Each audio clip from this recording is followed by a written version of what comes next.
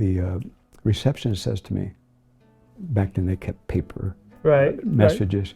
She says, "You have 60 messages waiting for you." Right? People were calling.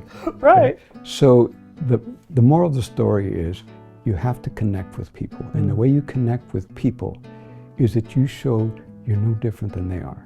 You have the same dreams, you have the same struggles, and you have the same fears. This is Small Business Celebration, where we introduce you to successful small business owners at their place of business so that you can learn something that you can use today to grow a strong and profitable business and get your next big breakthrough. Welcome to another fantastic episode of Small Business Celebration. This week we're going to be talking about how does a tiny niche firm crush the big box giants. We're also going to be talking about the secret experimental playbook that you can use to explode your business. And to guide us through that is Daniel Rodriguez, the owner of Rodriguez & Associates. Welcome to Small Business Celebration. Good morning. My pleasure to be here, Michael. And for Visioneers who don't know who you are you and what is it that you do? My name is Daniel Rodriguez. I'm Rodriguez & Associates. We're a law firm. We have about, it ranges probably 35 to 45 employees. And this particular law firm has been in existence for about 25 years or so. But I've been a lawyer for 45, 46 years. What is your specialty at this firm? Our specialty is personal injury. Now, when people hear that, they typically think of what? Car wrecks. But we do the gamut, ranging from, let's call it a product liability case, sue one of the big auto manufacturers, Toyota, GM, so forth. The seatbelt didn't work. The airbag did not deploy. The anti-braking system didn't function the way it was supposed to work. That would be an example of product liability. Another one, the more controversial ones, would be something like police misconduct cases. What does that mean? That means excessive force, breaking the suspect's arm when he really wasn't the suspect. He was the wrong person. Something along those lines. We do oil field cases. That means a worker's out there working and the collar explosion, something happened like that. Right. So it's not just the car wreck case and those kinds of things. It's a whole gamut of different things. So riddle me this. Engineers are typically known for being up and down, left and right. Every product, everything has its own space, its own time. It's very delineated. Because you started out as an engineer. You nailed it right on the head. There's, generally speaking, two types of people: sensing, intuitive people, and thinking, judging people. Accountants, engineers, numbers people are typically here. They view the world, typically, we're talking generalities, in black and white. There's no gray area.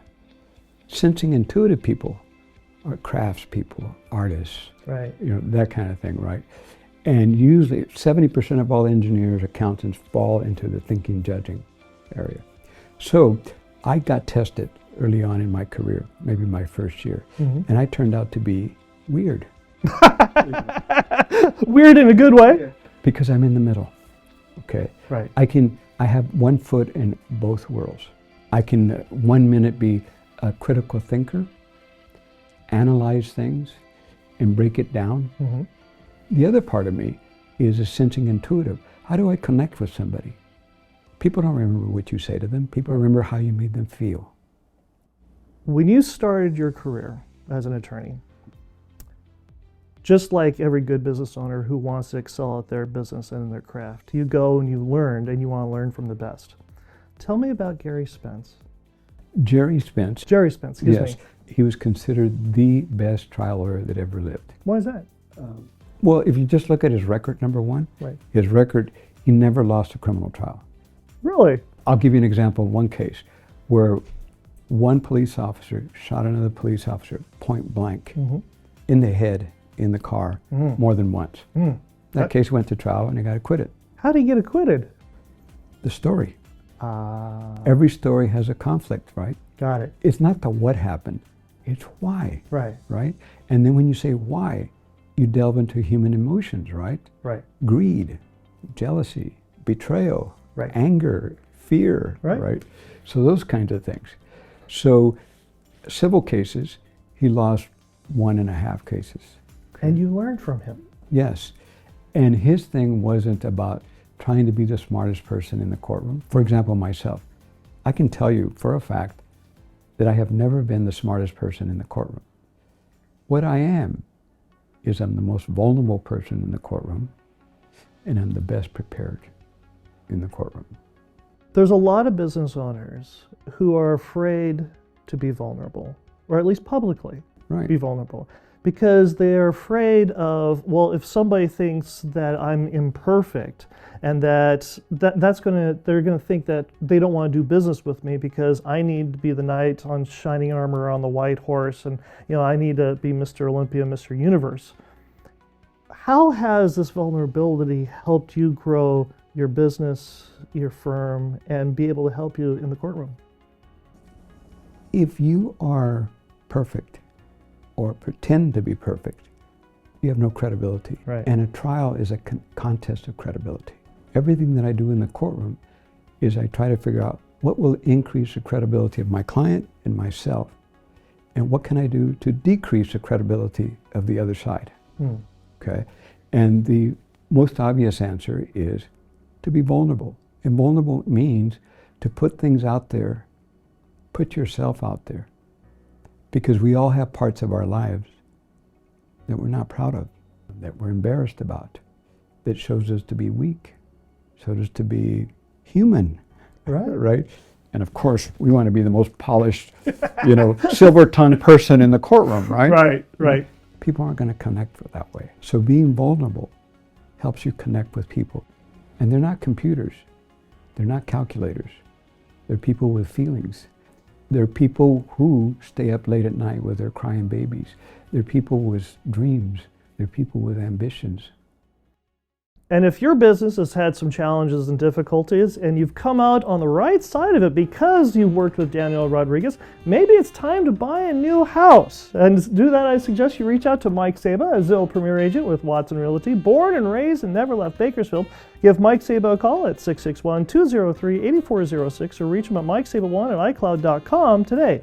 And Visioneers, if you've got a question, you've got a thought, something you'd like to learn about here on Small Business Celebration, reach out to us on LinkedIn, Facebook, and Instagram, and your question could appear just like Adam, who asks, how can a specialized small firm thrive against larger, more generic competitors while also creating actionable takeaways other niche businesses can use? In my business, as all you got to do is walk outside, and it's billboard after billboard after billboard of these 800 lawyers, who, in my opinion, are not real lawyers. You'll Google them and find out about this law firm, and you'll see that it's one lawyer, have 20 workers. They're a settlement mill. All they do is volume practice. They don't work up the cases. They don't have to invest the kind of money in it. They don't even hire other lawyers.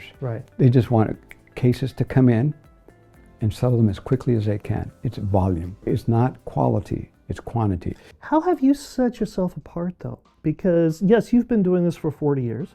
You started off by yourself, and then you've grown.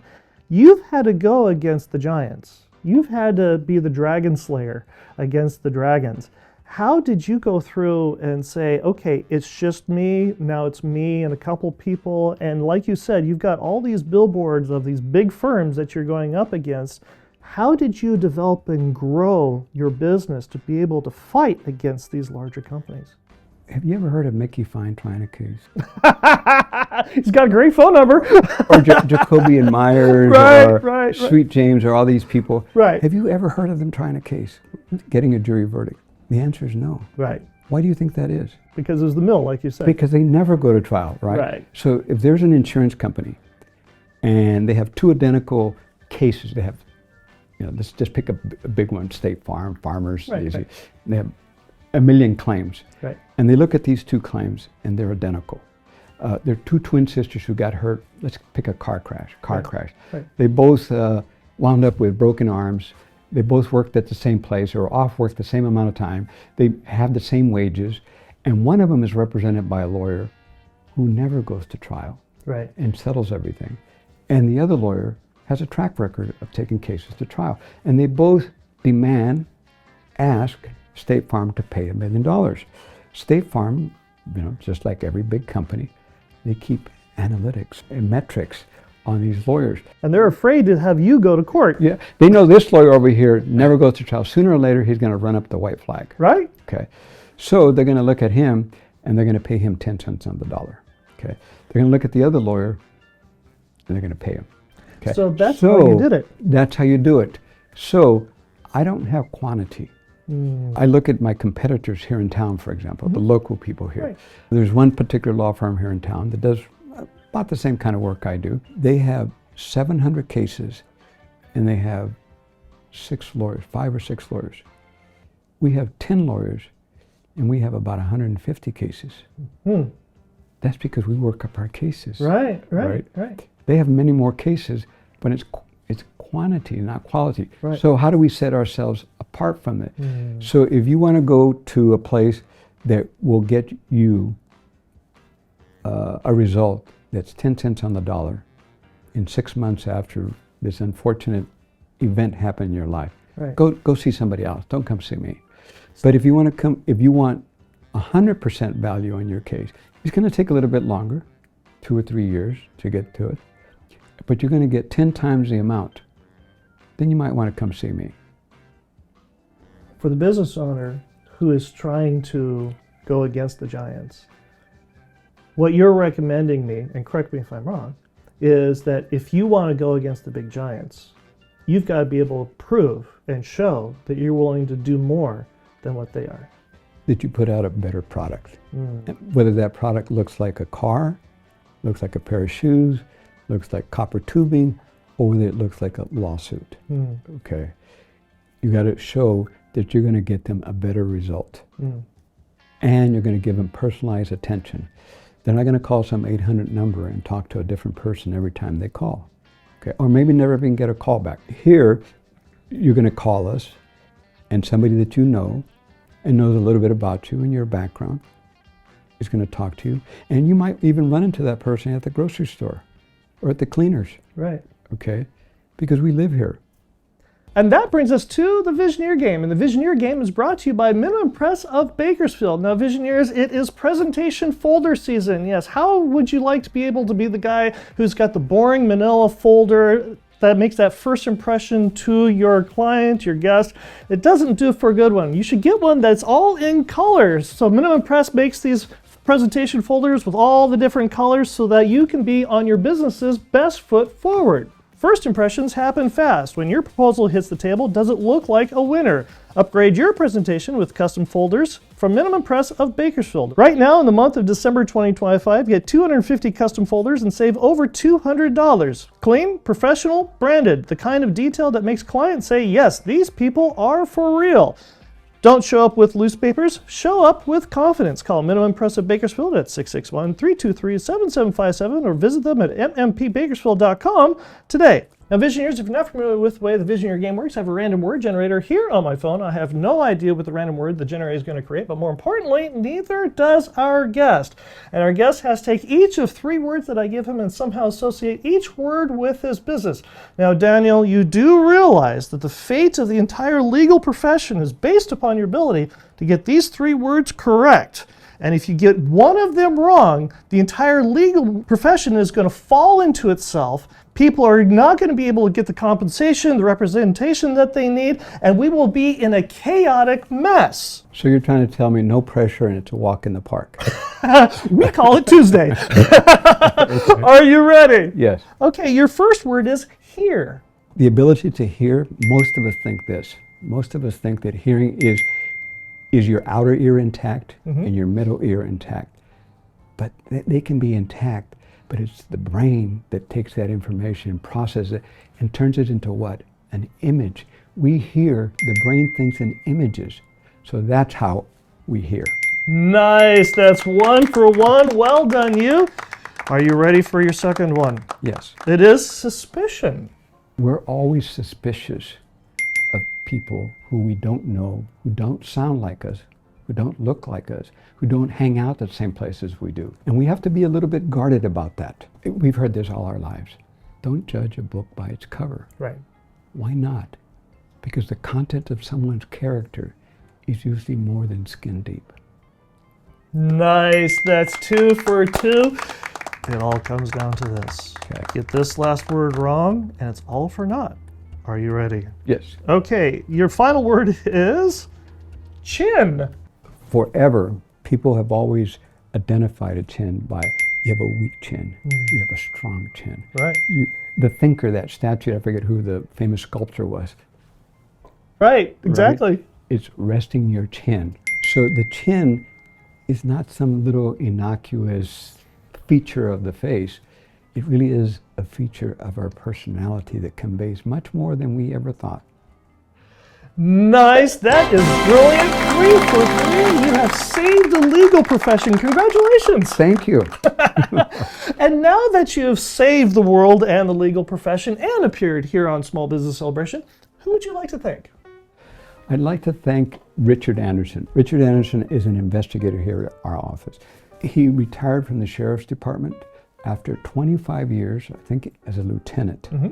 And he is one of the most stand-up guys I know. A good dad, a good husband, and at the end of the day, just a good human being. How did you meet him? Maybe about 10 years ago or so, we were trying a case against a school district who had an employee who was, let's just say, sexually abusing inappropriate conduct with a child. And that person had been charged in a criminal case. And who was the investigator who investigated the criminal? We had the civil case that went to trial, but the criminal case, the underlying criminal case, the investigator was Richard. And I had to put him on the stand in my civil case. So that's how I got to meet Richard. And I was impressed with the guy. He had 2 really good qualities. One quality, he was smart as a whip, number 1. Sure. But number 2, he had a heart. He was empathetic. And you can't teach empathy. You can teach smarts, but you can't teach empathy. And so I put him on the stand, and he hit it out of the ballpark. And would you like to come work for me? Yes, and then later on, I got a call from him. We fast forward 10 years later, and he gives me a call and says, out of the wild blue, and says, "Hey, I'm thinking of retiring, and From the department? From the department, and can I interview with you?" And I said, "Come on over." Welcome to the dark side. We have cookies. Yes. So, and it was hard on him, I'm assuming. He's never told me, but I can read between the lines. From time to time, I have been known to sue law enforcement. Right. Okay. And by the same token, I've represented a lot of police officers. In fact, one of the biggest compliments is when I've had somebody on the stand, a police officer, and then 6 months, a year later, 2 years, they call me to represent them. And that brings us to our second Visioneer question, which is also brought to you by Mike Saba, a Zillow Premier Agent with Watson Realty, selling Bakersfield homes since 1992. Give Mike Saba a call at 661-203-8406 or reach him at mikesaba1@icloud.com today. Visioneer Sandra asks, how do you go beyond the courtroom wins to deliver standout client experiences, generate referrals, and grow your practice beyond the traditional legal network? It's not complicated. It's just old-fashioned decency. I'm assuming, and I think it's a pretty good assumption, that you were raised right by your parents. And one of the things was to be kind and to treat other people the way you would want to be treated, right? The golden rule. Right. And that... And sometimes it's not easy. It isn't, but at the end of the day, it's what connects us. Right. If you treat me the way I would like to be treated, guess what? I'm going to like you back. Right. I'm going to feel like you actually listened. Not try to fix my problem at every turn, but listen to what I had to say. That means you had to invest some time in listening to me. One of the other things that I've also noticed with your practice, and albeit it's only been in the past few years, is you do a lot of advertising, everything in printed material, on buses, and et cetera, et cetera, et cetera. But there's also another way that a lot of firms advertise and promote. What are some of the things that you have done, even when your firm started off with just you, that you were able to utilize to grow and develop and grow your business that you have today? I mentioned earlier about listening and about being empathetic. And The first step in empathetic is to create rapport with somebody. Mm-hmm. You don't judge them, you validate their feelings. How do you validate their feelings? By listening to them. Mm-hmm. So the very first thing I ever did, 46 years ago when I became a lawyer, and I stopped at a radio station and I knocked on the door and I said, I want to do a radio program in Spanish, because I didn't speak a word of English until the age of 8. And I met the dean of Spanish language disc jockeys here in town. Right. And I said, I want to do a program about the law in you in Spanish. And it can be any topic, Right. family law, landlord, tenant, criminal, whatever it may be. Right. And he says to me, you ever done radio? I said, no. First time I ever been in a radio station. He says, what makes you think you can do it? I said, because I can speak. Nice. How tough can it be? Right. You know, right? That first program that I did, I got to the office, the receptionist says to me, back then they kept paper Right. messages. She says, you have 60 messages waiting for you. You know, right? People were calling. Right. Okay? So the moral of the story is you have to connect with people. And the way you connect with people is that you show you're no different than they are. You have the same dreams, you have the same struggles, and you have the same fears. It's no secret that there's a lot of business owners right now who are struggling. Mm-hmm.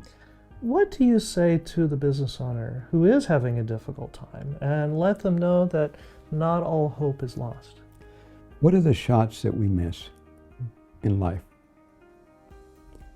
The shots we never take. Right. If you're not willing to take a shot, you're never going to make it.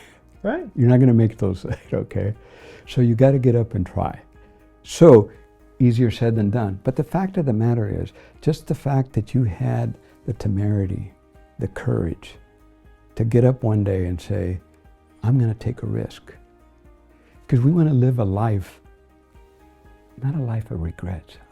At the end of our life, we don't want to look back and say, I regretted not doing this. I regretted not taking this risk. And sure enough, we're not going to hit a three-pointer every time we take a shot. Right. Right? Might be an air ball or two. Okay? Right, sure. But the fact that you were willing to do it, at the end of the day, when you're looking back on your life, you're going to feel like it was worth it. I may have flopped that one time, but I got back up and I took another shot, okay? And to me, that's what it is.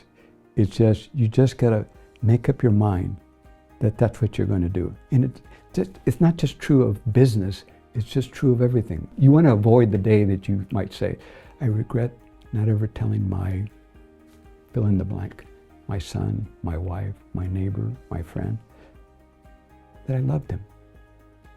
You don't want to do that. You don't want to live a life of regrets. Daniel, this has been a real treat. Thank you for joining us here on Small Business Celebration. It was my pleasure and my honor. Thank you for asking me on. And if Visioneers want to get in touch with you, how do they do that? They can call us at 661-323-1400. And I was going to say go on the internet, but I don't even know our website. But I'm sure if they Google us, they'll be able to find it. Social media? Social media.